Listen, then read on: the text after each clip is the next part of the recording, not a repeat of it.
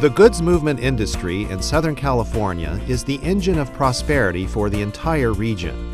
With 14 million TEUs traveling through the system annually, the high volume of cargo has provided a steady flow of economic activity and a constant source of good-paying jobs. This commanding performance by the Twin Port Harbor Complex is even more impressive when considering it has occurred while adapting to a densely populated, high-traffic area with the most stringent air quality environmental standards in the nation. Now, however, competition from other ports, including those in Canada, and new possibilities through the Suez Canal and the expanded Panama Canal have made it imperative for the San Pedro Bay to re-emphasize speed and efficiency in all operations. For Southern California to remain dominant in the nation's goods movement industry, a sharp focus on maintaining rapid, cost-effective throughput is essential and must be continuous throughout the supply chain delivery system. This will become especially important when megaships routinely begin arriving with more than 12,000 TEUs, or 6,000 40-foot containers. Traditional thinking in goods movement circles claims that containerized cargo exists in two forms, local and discretionary. As of calendar year 2011 statistics, local cargo accounts for about 34% of the total imported containers. These containers are delivered to their final destinations via trucks within a 500-mile radius of the San Pedro Bay ports. The approximately 66% of container cargo considered discretionary includes those intermodal goods that ultimately travel by rail to destinations east of the Rocky Mountains. A breakdown of the 66% discretionary figure reveals that 26% moves directly to on-dock rail. Another 13% is taken by truck to off-dock rail. The remaining 27% is trucked to a transloading facility where the goods are mixed or combined with other goods in larger containers and then trucked to an off-dock rail facility for the long intermodal journey east. The transloaded cargo requires large warehousing, distribution, and transferring centers capable of managing complicated cargo sorting specifications. Transloading is projected to grow in the future. New thinking about cargo delivery patterns now suggests that discretionary and local items are not as distinct and separate as they were in the past. If the most elastic or flexible discretionary cargo, the direct intermodal containers, can be lured to another port complex, a significant portion of the local cargo originally destined for Southern California can also travel to the alternative port. After all, trains and trucks can travel both ways, east and west, or north and south. These potential threats of cargo lost are more than just theoretical. One well-known major discount retailer previously delivered 60% of all of its overseas imported goods to the LA Long Beach harbor. Today, that volume has been cut to only 10%. Another recognizable retailer has reduced all of its imported deliveries to LA Long Beach from 74% down to around 50%. By taking these actions, beneficial cargo owners have echoed all of the expressed concerns regarding efficiency and cost in the San Pedro Bay. When we sit down and we look at efficiency and throughput, I would argue that it depends on which stakeholder you're talking to. They would put forward what the most important deficiency that we have, and in their perfect world, what the solution would be. The challenge is we need to find that common ground. We have lots of stakeholders in the supply chain, and on the one hand, when you think about it, I just want to pat us all on the back for saying, my goodness, how in the world have we managed to do this without a master plan, really? Clearly, individually, we all have master plans, but that's not a general plan, so to speak. One of the loudest complaints heard in the harbor involves frustration over the waiting periods for trucks seeking to pick up containers. Long waiting periods can cause the so-called turn times to stretch from 30 minutes to occasionally more than 3 hours. Truckers heading to the Inland Empire will make fewer turns per shift because of the mileage involved. but will receive more compensation to cover the additional road time to either San Bernardino or Riverside County. In the final analysis, the overriding issue is that the vast majority of import containers arriving in the San Pedro Bay must leave the terminals on truck chassis. Approximately 74% of all imported containers travel by truck when heading out of the gates, whether to local destinations or to off-dock rail. Moving these millions of containers on trucks begets the logistical dilemmas concerning congestion, chassis, turn times, waiting periods, day shifts, night shifts, and the off-peak hours program known as Pier Pass. It's a difficult situation to move cargo in LA Long Beach, the scale of which we have to move it and the amount of players that are involved with it. It's a fairly complex, it's not complicated, but it's a complex operation because you've got the ships working, you've got this gate activity, and you've got this on-dock rail activity. And we are interested in moving cargo as quick as we can. And I think sometimes people think we're here to delay cargo. We're not. We're here to move as quick as we can, get the cargo moving, but there is a lot of complexity to these operations that we have to manage through, and it's what we're paid to manage through. But there's good days and there's bad days, and we try to have more good days than bad days, but at the end of the day, we are interested in moving the cargo as quick as we can. While it may be easy for individual stakeholders to comment on making operations more efficient, the reality is the intricate relationships between separate entities in the local goods movement process are actually quite complex. Each strategy to improve efficiency has a ripple effect or a domino effect on other industry segments. When considering this interconnected complexity, it is important to recognize that the various major stakeholders follow separate business models and have differing objectives, which are not always parallel. The equally important participants with the most at stake in this example are the following. First, beneficial cargo owners or shippers, which are mostly discount retailers, big box stores, electronics merchants, auto parts businesses, and clothing stores. Often the beneficial cargo owners, or BCOs, are represented by logistics providers such as freight forwarders and customs brokers who are contracted to arrange the most efficient container delivery strategies. Second, ocean carrier steamship lines, which deliver the important products port to port from the Far East. Third, marine terminal operators, which may or may not be owned or controlled by the ocean carrier lines. Fourth, the trucking industry, which includes dispatching and the driver-owner-operators. Fifth, longshore workers and the ILWU. Another affected stakeholder group without a direct business interest is the local population living near or next door to harbor operations. Well, there's a lot of fear, first off, in the community. Number one, of the anticipated growth coming forward. Currently there are 5 projects that are impacted in the community, and most immediately the West Long Beach community. Those projects being the Middle Port expansion, the Desmond Bridge, the PRS, the SCIG project, and in addition the expansion of the 710 freeway. Beneficial cargo owners have various business objectives. High-value products like jewelry, designer clothing, and expensive electronics items may need to get to the marketplace quickly. Accordingly, containers carrying those goods will get priority shipping service. Volume-based discount retailers, on the other hand, may not demand as much urgency for containers loaded with inexpensive household items and everyday goods. Yet, with thousands of containers arriving on the same ship, the high-value container can end up on the bottom of the stack in the marine terminal. When the truck comes to pick up the high-value container, it forces the movement of lesser-value containers which reside above it in the stack. The containers that get moved around to provide access to the higher-value container will inevitably be shifted back into another stack.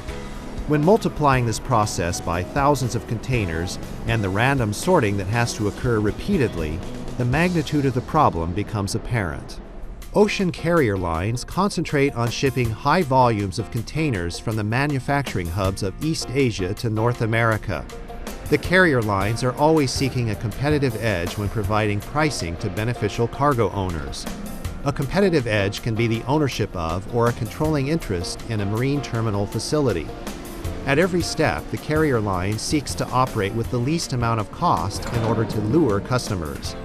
Contracts between ocean carriers and BCOs are short-term and are reviewed every year to address costs, placing enormous pressure on the steamship lines to focus only on expenses. Cutting costs potentially adds time to the final delivery of containers. A ripple effect can be the on-duty labor staffing at the marine terminal becoming overwhelmed during night hours as trucks arrive in large numbers to avoid daytime traffic mitigation fees. Marine terminal operators follow a business model that must take into account projections of container volume and the subsequent cost of moving that cargo all the way from the ship to the trucks that deliver it outside the gate. This business model has to include an attainable profit margin in order to stay in operation. Contracts with shipping lines for stevedoring service and final delivery are negotiated in long-term deals, often extending as long as 10 years, although the deals can be terminated with short notice. The contracts in the past have assumed that cargo would move in the daytime hours between 8 to 5 in order to keep labor costs as low as possible. Changes to operations, such as Pier Pass traffic mitigation fees, driven by community pressure and elected representatives, have pushed more than half of container pickups to night hours and Saturdays when labor costs are higher. On-dock intermodal cargo is exempt from Pier Pass and can travel anytime without the fee assessment. Pier Pass was not on the horizon when contracts with shipping lines were negotiated 10 years ago. According to Pier Pass officials, traffic mitigation fees currently only cover about 2/3 of the cost of nighttime operations. Terminals also must shut down large portions of the docks to civilian traffic for safety reasons when active stevedoring operations are underway. Compared to other ports in other regions, real estate is at a premium in the LA Long Beach harbor. Terminals must pay more per square footage on their leases in Southern California than they would elsewhere in the United States. All costs have to fit into the profitability model. I think the supply chain in general here is strong, but there's always some caution about whether we're doing enough to stay competitive, right? If you look at figures from recent years in percentage of goods of all West Coast traffic that's moved through here, we've lost a little bit, and ports both in Canada and Mexico have gained at our expense. There's a lot of factors that go into that. Some of it's the economy in general, but there's always an alternative. There is always an alternative. The trucking industry involves mostly local owner-operators who invest in their own trucks and must rely on steady work and multiple daily turns in the harbor to make ends meet. Truckers face delays when chassis are not readily available or must be retrieved at a different terminal or yard from the location of the container. The cost of maintenance, coupled with the inconsistent availability of chassis, has become an issue in the harbor. A heavy imbalance between imports and exports often means that empty outbound containers and related equipment must be repositioned or transported around the terminals without any revenue-generating cargo being involved. Also, because of increased nighttime container movement related to Pier Pass, many truckers have opted to wait outside terminals as long as 2 or 3 hours before night gates open. They do this with the hope of being first in line when the night shift begins. Some truckers have decided to split shifts from 1 p.m. to 10 p.m., hoping to catch several hours of afternoon cargo delivery before entering the more congested evening hours when turn times tend to slow down. The result is a situation whereby Monday through Friday daytime mornings are not congested. However, beneficial cargo owners who desire to avoid daytime traffic mitigation fees lack the incentive to dispatch trucks for pickups during those uncongested morning hours. Got a lot of competing pressures. You've got the terminal operators that are constrained in terms of the amount of money that they can spend on labor in any one shift. You also see the Pier Pass fee play an impact on that. So at 5 or 6 o'clock at night, you go down to any of the terminals, and you'll see a tremendous line of trucks waiting to get in. So I think you see a compound of a number of different issues. The labor issue, obviously, terminal operators constrained in what they can pay and how much staff they can put at the gates at that shift. And then you see the Pier Pass fee, click off at 6 o'clock. And so I think you combine all those things and you see just a tremendous wait at the gates to get in at 6, 7 o'clock. Longshore labor and the ILWU constitute the important ground force empowered with making sure that goods move on and off the docks as quickly and as efficiently as possible. Longshore workers are arranged and hired by management and assigned shifts based on the needs of the specific marine terminals. There are 3 possible shifts designated by the standard contract: daytime from 8 to 5, evening from 6 p.m. to 3 a.m., and the so-called hoot owl shift from 3 to 8 a.m. Pay is increased for the night shift and the hoot owl shift. Marine terminal operators prefer the day shift labor rate, but are increasingly forced to provide more staffing for the night shift because of the Pier Pass-related movement of nearly 55% of containers during the night hours. Independent truckers working in a split shift between noon and 10 p.m. are effectively straddling the day and night shifts of the ILWU. This split shift strategy includes a break between 5 and 6 p.m. when no containers are moving.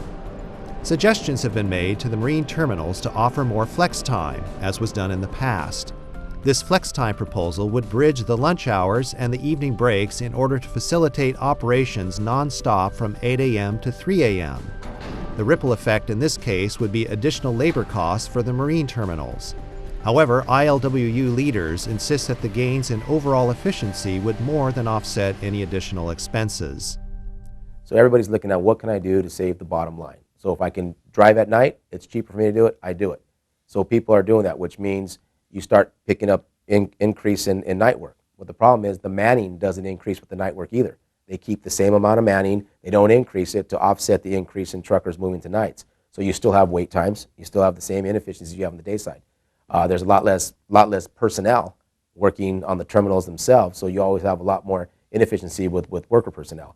So you have those 2 problems. You also have the instance with making it feasible here. The Pier Pass comes with a big price tag. Residents who live in the neighborhoods near the big cranes and the trucking lanes and freeways have expressed their concerns about goods movement and truck congestion issues. These complaints have been heard by state legislators, community leaders, and environmental attorneys. Through legal mitigation, legislation, and proactive industry-generated solutions such as Pier Pass and the Clean Trucks program, major objectives have been accomplished in reducing congestion on freeways and local streets and in reducing harmful emissions. Efficiency improvements have included the harbor's efforts to become not only a good neighbor, but also a very committed green neighbor. And I think we've done a good job. We move a lot of cargo. We do it safely. We've secured our terminals over the years. A lot of this is from legislation requirements. We've also, our biggest accomplishment, I think, that's what our community is going to say, is we're going green. Going green is paramount these days. Your operation has to stay efficient, but you also have to go green. So, and we're doing that. If the twin ports of Los Angeles and Long Beach are to remain preeminent marketplace leaders in goods movement, the future will mean coming to terms with a variety of issues that will affect the way business is done. With more options for shippers becoming available in the next few years, the stakeholders in the San Pedro Bay will have to review every aspect of current operations. This review process is vital in securing the jobs and cargo that have the ability to move to wherever the lowest cost, most efficient throughput can be found. Clearly, to beat the competition in the years ahead, the local industry will have to be centered on reliability, speed, and efficiency.